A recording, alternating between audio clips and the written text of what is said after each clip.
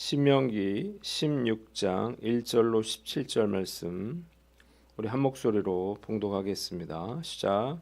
아비벌을 지켜 내 하나님 유월절을 행하라. 이는 아비벌에 내 하나님 여호와께서 밤에 너를 애굽에서 인도하여 내셨음이라.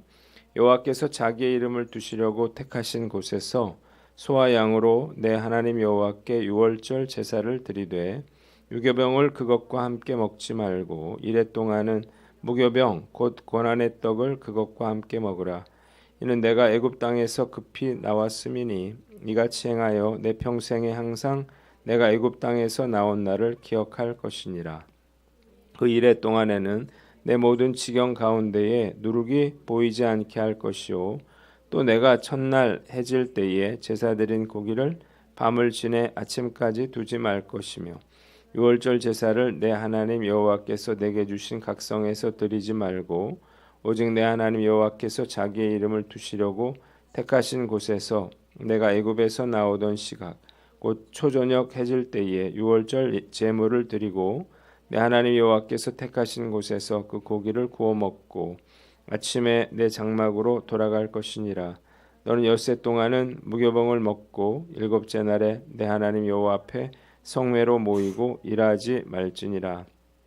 일곱 주를 셀지니 곡식의 낫을 내는 첫날부터 일곱 주를 세어 내 하나님 여호와 앞에 칠칠절을 지키되 내 하나님 여호와께서 내게 복을 주신 대로 내 힘을 헤아려 자원하는 예물을 드리고 너와 내 자녀와 노비와 내 성중에 있는 레위인과 및 너희 중에 있는 객과 고아와 과부가 함께 내 하나님 여호와께서 자기의 이름을 두시려고 택하신 곳에서 내 하나님 여호와 앞에서 즐거워할지니라.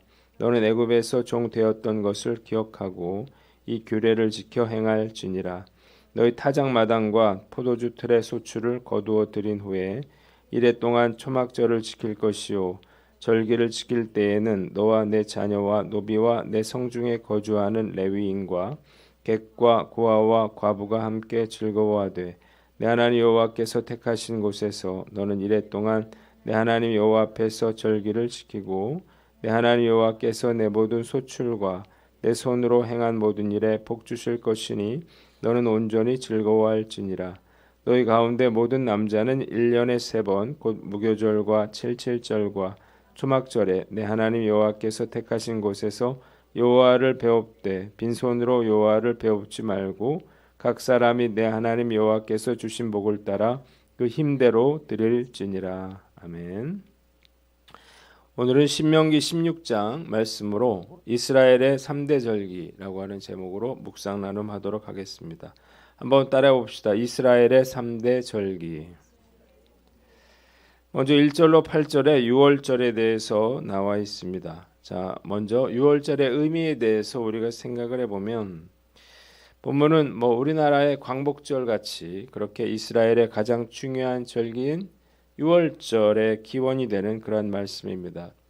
유월이라고 하는 말은 영어로 하면 패스오버라고 하는 뜻인데 이제 넘어간다, 위로 넘어간다 그런 뜻이에요.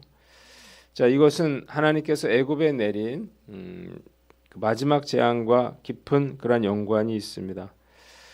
하나님께서 바로와 애굽 백성들을 심판하기 위해서 그래서 장자 죽음을 예고하셨는데 바로와 애굽의 신하와 또 모든 애굽 사람과 가축의 처음 난 것까지 하나님이 치시겠다는 것입니다. 자, 그러나 하나님께서는 애굽에 거주하는 이스라엘 백성들은 보호하셔야 되겠죠.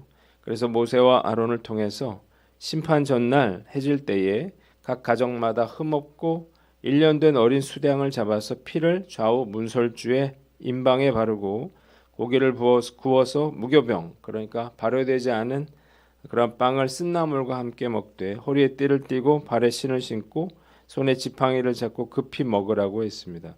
그러면 밤에 하나님께서 애굽 땅에 두루 다니시면서 각 집마다 처음 난 것들을 치실 때에 좌우 문설주와 임방의 어린 양의 피가 발라진 집은 패스오버 그냥 넘어가시겠다는 것입니다. 두 번째 심판의 결과를 생각해 보면 무서운 그런 심판이 임하게 되자 바로의 신하와 애국 백성들의 모든 장자와 가축의 그런 처음 난 것까지 다 죽었습니다. 한 집도 예외가 없었습니다. 한밤중에 애굽 전역은 발칵 뒤집히게 되고 큰 통곡 소리가 울려 퍼지게 되는데, 이로 인해서 이스라엘 백성들은 430년 만에 애굽으로부터 탈출하게 됩니다. 하나님은 이 출애굽 사건을 그들의 자녀들이 잊지 않도록 하기 위해서 유월절 규례를 지킬 것을 명령하셨습니다. 본문에는 유월절을 그러면 어떻게 지키는가, 그 방법에 대해서 나와 있는데, 백성들은 아비벌 14일에 유월절 제사를 드려야만 했습니다. 이 아비벌 밤에 여호와께서 백성들을 인도해 냈기 때문이죠. 아비벌은 유대 종교력으로 1월입니다. 오늘날의 3월에서 4월 중순에 해당하는데, 이날에 그들은 하나님께서 택하신 곳에서 소와 양을 유월절 제물로 바치고 7일 동안 무교병을 함께 먹어야 했습니다. 이는 백성들이 애굽 땅에서 나올 때에 발효되지 않은 반죽을 싸가지고 나올 정도로 급했던 출애굽의 날을 기억하게 하려는 것이었습니다. 유월절 7일 동안에는 어디서도 누룩이 보이지 않게 해야 됐고, 유월절 제물은 아침까지 다 남겨두지 않고 먹어야 했습니다. 유월절 제물은 여호와께서 택하신 곳 중앙 성소에서만 잡을 수 있고, 제물을 잡을 때는 그들이 애굽에서 나오던 바로 그 시각, 곧 초저녁 해가 질 무렵이었습니다. 중앙 성소에서 제사를 드린 후에 백성들은 성소뜰에서 고기를 구워 먹고, 그리고 그 나머지 6일 동안은 장막에서 무교병을 먹고 7일 즉 21일째 되는 날 성회로 모였고 어떤 일도 해서는 안 되었습니다. 그래서 유월절을 무교절이라고도 불렀다는 거예요. 두 번째 9절로 12절의 77절에 대해서 나와 있습니다. 유월절이 끝나는 날부터 7주가 지난 다음 날 예물을 하나님께 가져와서 77절을 지키라고 하나님은 명하셨습니다. 이날에는 과거 애굽에서의 노예 생활을 기억하고 풍요로운 은혜를 주신 하나님께 감사하면서 그들의 자녀들뿐만 아니라 노비와 레위인과 나그네와 고아와 과부와 함께 이를 기념하라고 했습니다. 77절은 오순절이라고 하는 명칭 이외에도 보리의 모맥을 거두는 시기에 지켜졌기에 맥추절이라고 불렀고, 첫 열매를 하나님께 바치는 절기라는 뜻에서 초실절이라고도 불렸습니다. 세 번째 13절로 17절 초막절에 대해서 나와 있습니다. 모세는 모든 곡물을 수확해서 저장한 후에 중앙성소에서 7일 동안 이 초막절을 지켜라 그랬습니다. 이 초막절은 광야와 장막 생활을 기념하는 의미로 장막절이라 이렇게 불렸고, 곡물을 수확해서 저장한 것을 감사하는 의미로 수장절이라 이렇게 불렸습니다. 이 초막절은 히브리 종교력으로 7월 15일부터 일주일 동안 초막을 짓고 그곳에서 거하면서 지켰습니다. 모세는 이스라엘 모든 남자들은 1년에 3번 무교절, 77절, 초막절에 여호와께서 택하신 곳으로 가서 절기를 지키되 빈손으로 나가지 않고 여호와께서 주신 복에 따라 힘을 다해 예물을 드려라 이렇게 말하고 있습니다. 한번 따라해 봅시다. 기억하고 감사하라. 자, 이스라엘 백성들을 애굽에서 끌어내시고 가나안 땅을 선물로 주시고 많은 곡식을 거두게 해 주신 분은 바로 하나님이셨습니다. 그래서 하나님은 이것을 절기로 정하셔서 대대로 그 하나님의 은혜를 잊지 않고 기억하게 하신 것입니다. 이스라엘 백성들은 하나님의 구원과 은혜에 늘 감사하면서 그렇게 살아야만 했습니다. 그러나 결과는 어떻게 됐나요? 안타깝게도 이스라엘 백성들은 약속의 땅에서 그들이 짓지 않은 집에서 그들이 뿌리지 않은 곡식을 먹고 땅을 차지하고 번영을 누리게 되자 하나님께서 베풀어 주신 은혜를 잊어버리고 죄악과 우상 숭배의 죄에 빠져들게 됩니다.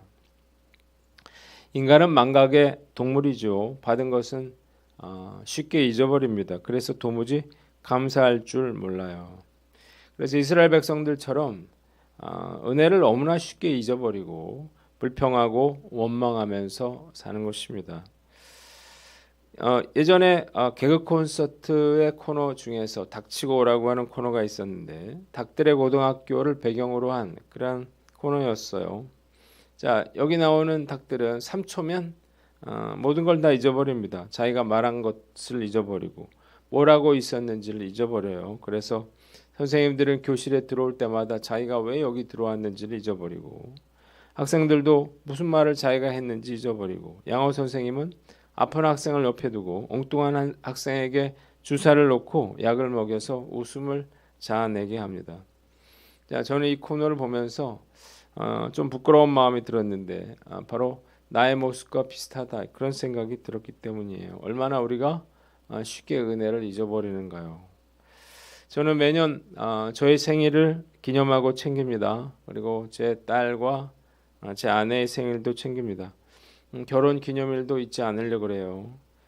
그렇다면 하나님의 구원 사건과 베풀어 주셨던 그 은혜도 잊지 말아야 할 것입니다. 행복한 사람은 은혜를 기억하고 감사하는 사람이고, 불행한 사람은 은혜를 잊어버리고 불평하는 사람이에요. 하나님의 은혜를 잊어버리면 감사할 수가 없는 거고, 그리고 행복할 수가 없는 것이고, 결국은 위기를 맞게 되겠죠.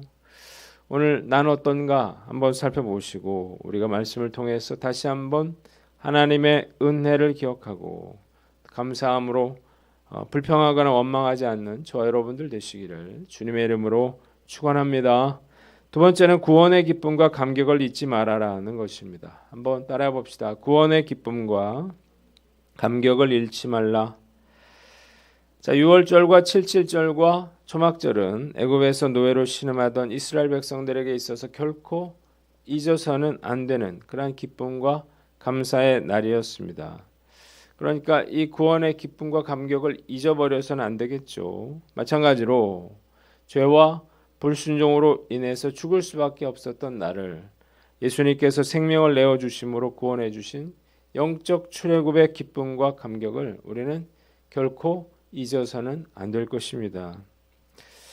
말씀을 묵상하면서 생각해 봤습니다. 예수님의 십자가 사건으로 인해서 저의 삶은 180도로 변화됐습니다. 이 땅에 헛된 것을 쫓아 살지 않았고, 그리고 주님께서 저에게 맡겨주신 복음 전파와 제자 삼는 정말 가치 있는 일에 쓰임받게 하셨습니다. 그리고 거룩함과 순결한 삶을 추구하면서 주님 안에서 풍성한 삶을 살게 해주셨는데 얼마나 감사하고 얼마나 기쁜 일인지 모르겠어요. 이 구원의 감격과 기쁨을 결코 우리가 잊지 말아야 하는 것입니다. 지난주 제자훈련 첫 과인 나의 신앙 고백과 간증에 대해서 훈련생들과 함께 나누면서 간증에 대해서 말을 하다 보니까 예수님을 인격적으로 만났던 감격스러운 그 날을 다시 떠올리게 되더라고요. 그러면서 가슴이 뜨거워짐을 느끼게 됐습니다. 자, 나는 어떤가 우리가 한번 살펴봐야 되겠죠. 그 놀라운 사랑과 은혜를 체험하고도 또다시 우리가 구원의 기쁨과 감격을 잃어버리고 그리고 불평과 원망으로 살아간다 그러면 참 부끄러운 일이고 그리고 죄가 되는 일이겠죠. 말로만이 아니라 우리가 날마다 구원의 기쁨과 감격을 매 순간 누리며 살아가시는 저와 여러분들 되시기를 주님의 이름으로 축원합니다. 마지막으로 구원의 기쁨을 이웃과 함께 나누라는 것입니다. 한번 따라해 봅시다. 구원의 기쁨을 이웃과 함께 나누라. 오늘 11절에 보니까 하나님은 7.7절에 내 자녀와 노비와 성중의 레위인과 나그네와 고아와 함께 요 앞에서 즐거워하라 그랬습니다. 14절에 초막절에서도 마찬가지 똑같이 이렇게 내 자녀와 노비와 성중의 레위인과 나그네와 고아와 함께 요 앞에서 즐거워하라 그렇게 말씀하셨습니다. 자, 이것이 의미하는 바가 무엇인가요? 구원의 기쁨과 감사는 어려운 이웃들과 함께하는 것으로 표현되어야 한다는 것입니다. 순종하는 자들에게 하나님께서는 모든 소출과 손으로 행한 모든 일에 복을 주시겠다고 그렇게 약속해 주셨습니다. 어제 제 아내의 대학 동기인 집사님 부부가 찾아왔어요. 그래서 함께 식사를 하면서 즐거운 시간을 보냈는데 집사님 부부가 과일과 빵을 선물로 사오셨고 그리고 맛있는 점심 식사와 커피도 대접을 해주셨어요. 참 기쁘고 행복했는데 이들 부부의 섬김이 저와 제 아내를 향한 하나님의 위로와 사랑으로 느껴졌기 때문입니다.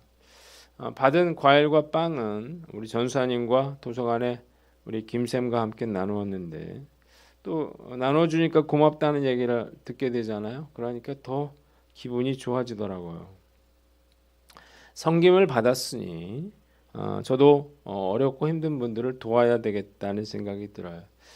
요즘 우리 감찰에 신 목사님께서 뇌종양으로 인해서 매우 어려운 그러한 상황 가운데 병원에 입원해 계신데 제가 할 수 있는 최선의 노력을 기울여야겠다 그런 생각이 듭니다.